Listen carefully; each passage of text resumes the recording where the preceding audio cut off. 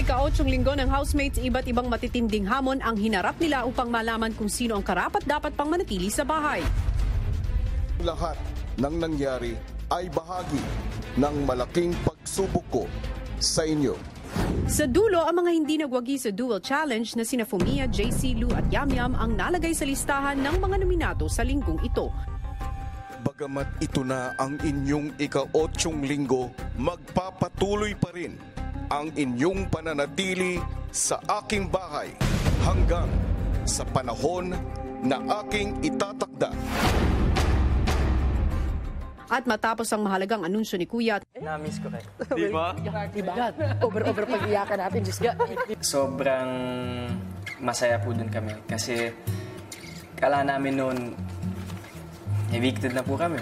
Pero may chance po kami kahit nominado. Masaya po ako kasi nakita ko po yung ibang housemates na po, kuya. Tsaka nakapasok na din ako babalik sa bahay niyo po. Sobrang gaan ng feeling na nakapasok ako pabalik po sa inyong bahay po, kuya. Laban pa rin. Magkasama pa rin tayo lalaban. Learning experience. Yeah. I have a lot of learnings. Diba? Weekend. So very... Diba? We met again. And 8 people is in the house, so I'm so happy po. Hey, how are you? You're here. You're not gone.